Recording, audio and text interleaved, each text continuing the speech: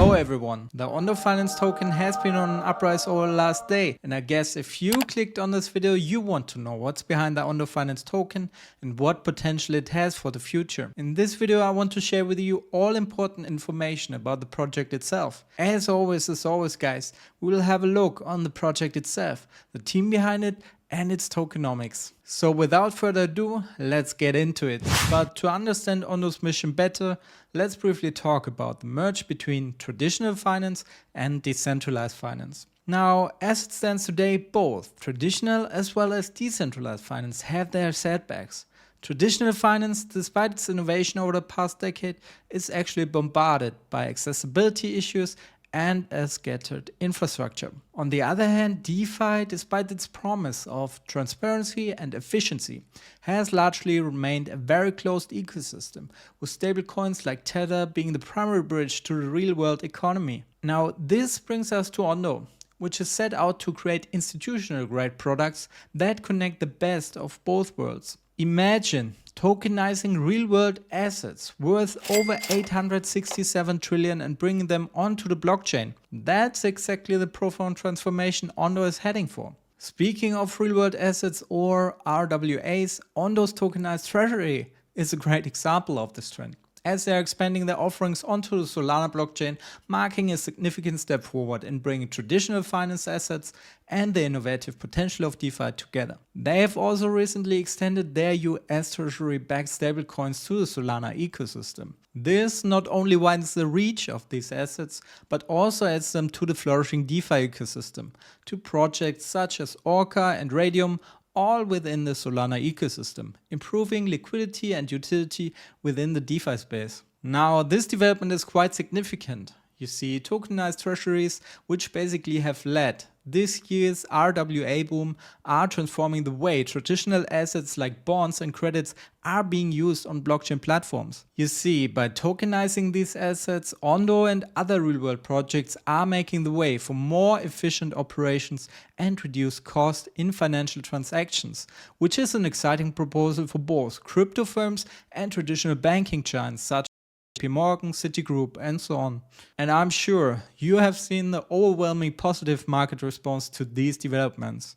The combined market cap of tokenized treasury offerings went from 110 million to over 760 million earlier this year, with Ondo coming out as a leader in this category. So as the market restarts its upward curve, the strategic expansion of Ondo's tokenized treasuries is expected to unlock new avenues for using these assets, from serving as a stablecoin in decentralized exchanges to acting as collateral for lending. And here you can think in terms of mortgages, car loans, business loans, etc. etc. So far, Ondo has rolled out some pretty innovative products, from OUSG, which is a tokenized wrapper of BlackRock's US Treasury ETF, to USDY, which is a yield-bearing alternative to traditional stablecoins like USDT, USDC, and so on. So they are not just tokenizing assets. They are redefining what it means to invest and manage money in the digital age, which is why we are here, folks, right?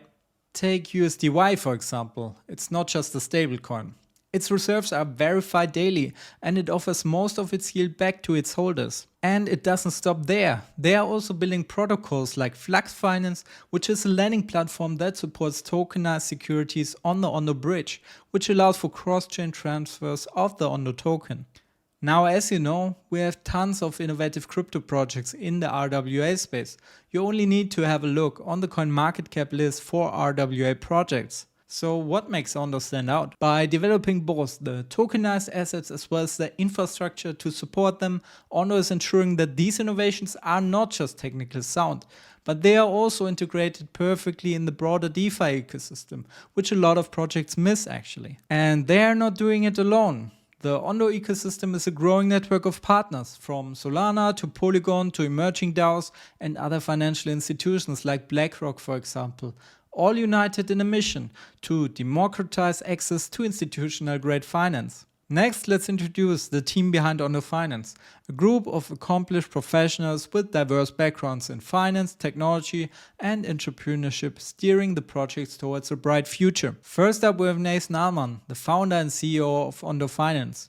His experience includes significant positions in the digital asset space at Goldman Sachs, focusing on the cryptocurrency market. Nathan was also managing partner at Chain Street Capital, demonstrating his profound expertise in the finance and crypto sectors. Next up we have Justin Schmidt. He's the CEO and another alumnus of Goldman Sachs. His depth of knowledge in financial operations and strategy is a cornerstone of Ondo's future development. Then we have Kathy Wheeler, the Vice President of Partnerships and a former Vice President at BlackRock, brings a wealth of experience in developing strategic partnerships, which are integral to Ondo's expansion in the finance world. Last, we have Ali Asam. As the Vice President of Engineering, leads the technological advancements at Ondo. His leadership ensures that Ondo's offerings are not just innovative, but technically superior and forward-looking.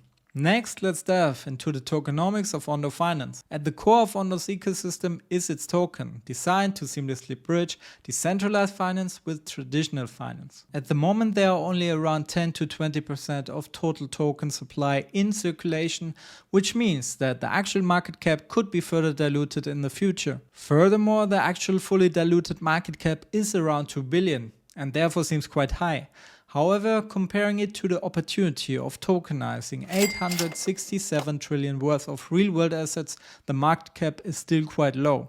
You could, for example, put a small bag into the token to be in the game if things heat up. However, there could be better opportunities out in the market at the moment. As always guys, this is not financial advice, so do your own due diligence before you invest in any project. As we wrap up, let's consider what's next for Ondo Finance. They are actively expanding their offerings, including enhancing their stablecoin options and venturing into tokenizing a broader spectrum of public securities. This move could open up new opportunities for both investors and everyday users, highlighting Ondo's commitment to innovation and growth in the finance sector. It's definitely a project worth keeping an eye on. With that being said, we are already at the end of the video. If you found this video insightful, please give a thumbs up down below and subscribe to my channel.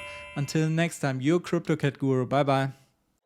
Nathan, you guys with Ondo and building Flux protocol have really taken advantage of interoperability. That's something that we haven't quite touched on yet, but would you say that's one of the other, I guess, important aspects of doing this on chain? You know, you can permeate the real-world assets or at least use them to collateralize other DeFi protocols.